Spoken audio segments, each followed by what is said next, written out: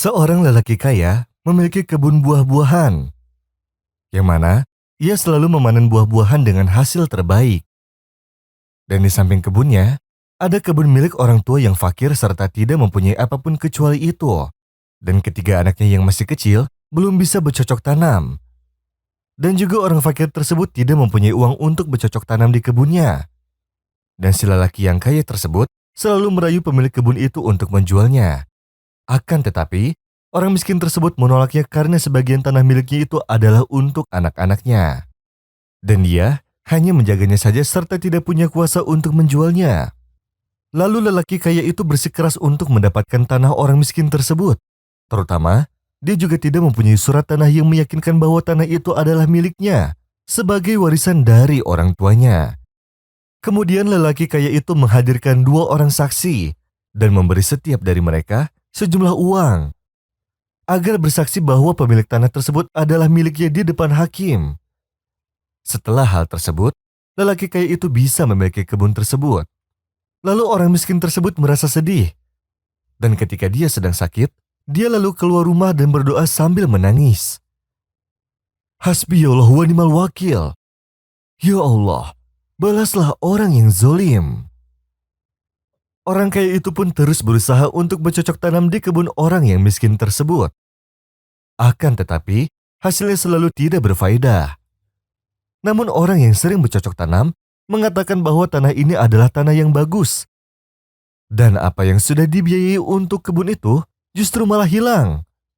Serta buah yang seharusnya dipanen malah tidak berhasil, serta banyak serangganya. Dan kerugiannya sangat besar. Suatu hari lelaki kaya itu terkena musibah yang hampir menimpa istri dan anaknya. Lalu sang istri menasihatinya untuk bertaubat serta mengembalikan tanah tersebut pada pemiliknya. Lelaki kaya itu merasa tenang dengan ucapan istrinya. Lalu ia beristighfar kepada Allah dan kembali kepadanya. Ia pun lantas mengembalikan tanah tersebut kepada pemiliknya. Dan sebagai rasa bersalahnya, maka lelaki kaya itu memberikan sejumlah uang kepada pemilik kebun tersebut.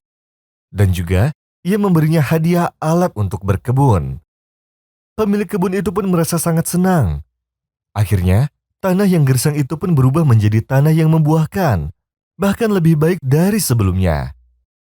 Padahal dulu banyak sekali serangga dan tidak menghasilkan apapun.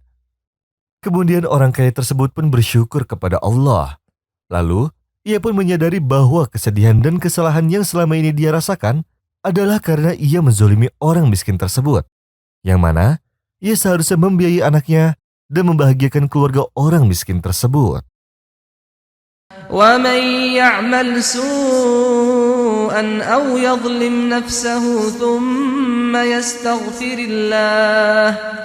ثُمَّ يَسْتَغْفِرِ اللَّهَ يَجِدِ اللَّهَ غَفُورًا رَحِيمًا وَمَنْ يَكْسِبْ إِثْمًا فَإِنَّمَا يَكْسِبُهُ عَلَى نَفْسِهِ وَكَانَ اللَّهُ عَلِيمًا حَكِيمًا وَمَنْ يَكْسِبْ خَطِيئَةً أَوْ إِثْمًا ثُمَّ يَرْمِ بِهِ بَرِيئًا فقد احتمل بهتانا وإثما مبينا